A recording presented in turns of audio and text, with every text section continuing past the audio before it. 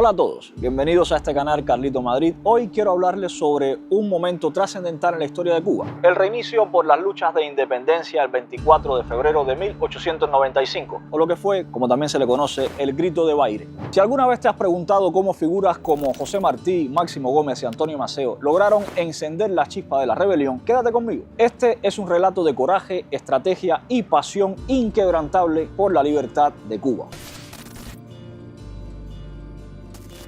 Para entender lo que allí ocurrió, tenemos que comprender un poco el contexto, situarnos en la Cuba del siglo XIX, donde las cosas eran muy distintas a como son a día de hoy. En 1895 Cuba seguía siendo provincia de España, y aunque ya no era considerada una colonia, la isla vivía bajo un control administrativo y militar que limitaba su autonomía. En los últimos años se había discutido la posible autonomía de Cuba, una respuesta que prometía ciertos grados de autogobierno sin desvincularse completamente de España. Sin embargo, para muchos cubanos esto ya no era suficiente. Querían independencia total y, liderados por figuras como José Martí, Antonio Maceo, Máximo Gómez, ese sueño comenzó por esas fechas ya a materializarse. José Martí, conocido como el apóstol de la independencia, fue el motor ideológico y el organizador del movimiento independentista. Desde su exilio en Nueva York, Martí fundó el Partido Revolucionario Cubano en 1892. Este partido tenía como misión unir a los cubanos y recaudar fondos para coordinar los esfuerzos para la insurrección. La visión de Martí era clara: la patria